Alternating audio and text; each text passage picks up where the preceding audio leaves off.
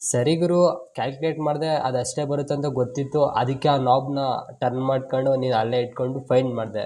But ನಾನು ಕ್ಯಾಲ್ಕುಲೇಟೇ ಮಾಡಲ್ಲ, ಹಂಗೆ ಡೈರೆಕ್ಟ್ ಮಲ್ಟಿಮೀಟ್ರ್ ಯೂಸ್ ಮಾಡ್ಕೊಂಡು ಡಿಸ್ಟೆನ್ಸ್ ಫೈಂಡ್ ಮಾಡೋಕ್ಕಾಗಲ್ವ ಅಂದರೆ ಯಾಕಾಗಲ್ಲ, ಅದನ್ನು ಬನ್ನಿ ನೋಡೇ ಬಿಡೋಣ.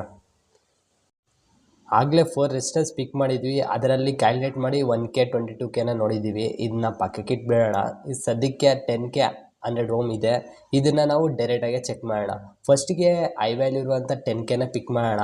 ಇದನ್ನು ಯೂಸ್ ಮಾಡಿಕೊಂಡು ಮಲ್ಟಿಮೀಟರಲ್ಲಿ ಡೈರೆಕ್ಟಾಗಿ ಯಾವ ಥರ ಯೂಸ್ ಮಾಡೋಣ ನೋಡೋಣ. ನಮ್ಗೆ ಗೊತ್ತಿಲ್ಲ ಅದು ಅಂದರೆ ನಮಗೆ 10K ಇದೆ ಅಂತ ಗೊತ್ತಿಲ್ಲ ಅದು. ಆಗ ನಾವು ಏನು ಮಾಡ್ಬೇಕಂದ್ರೆ 100ಇಂದ ಸ್ಟಾರ್ಟ್ ಮಾಡಬೇಕು. ಈಗ 100 ಓಮ್ ಏನಿದೆ, 100 ಓಮ್ ಅಲ್ಲಿ ನಾಬ್ ಅಲ್ಲಿ ಟರ್ನ್ ಮಾಡಿ ನೋಡಬೇಕು. ಇವಾಗ ಪ್ರೋಬ್ಸ್ ಅಕ್ರಾಸ್ ಇಟ್ಟು ಅದನ್ನು 10K ಅಂತ ನಮ್ಗೆ ಗೊತ್ತಿಲ್ಲ, ಆದ ಕಾರಣದಿಂದ ನಾವು 100ಇಂದ ಸ್ಟಾರ್ಟ್ ಮಾಡಬೇಕು. ಸರಿನಾ? ಆಗಲೇ ರಿಮೂವ್ ಮಾಡಿದ್ದು 10K ಇದೆ, ಅದನ್ನೇ ತಗೊಂಡು ಬರ್ರಿ ನೋಡೋಣ. ಇದು ಬಂದು ಆಗಲೇ ರಿಮೂವ್ ಮಾಡಿದ್ದು 10Kನೇ. ಬರ್ರಿ ಇವಾಗ ಇಲ್ಲಿ 100 ಓಮಲ್ಲಿ ಇಟ್ಟಿದ್ದೀವಿ. ಇವಾಗ ಇಲ್ಲಿ ತೋರಿಸ್ತಾ ಇರೋ ಥರ ಪ್ಲೇಸ್ ಮಾಡೋಣ. ಏನೇ ಪ್ರೋಬ್ಸ್ ಇದೆ ಪ್ಲೇಸ್ ಮಾಡೋಣ. ಆಗ ವ್ಯಾಲ್ಯೂ ತೋರಿಸಿಲ್ಲ ಅಂದರೆ ಸ್ವಲ್ಪ ಇನ್ಕ್ರೀಸ್ ಮಾಡಬೇಕು, ಯಾಕಂದರೆ ಅದು ಅಂಡರ್ ಬರಲ್ಲ. ಆ ವ್ಯಾಲ್ಯೂ ಅದರ ಅಂಡರ್ ಬರಲ್ಲ, ಆದ ಕಾರಣದಿಂದ ಅದು ತೋರಿಸಲ್ಲ. ಇವಾಗ 2000 ಮಾಡೋಣ.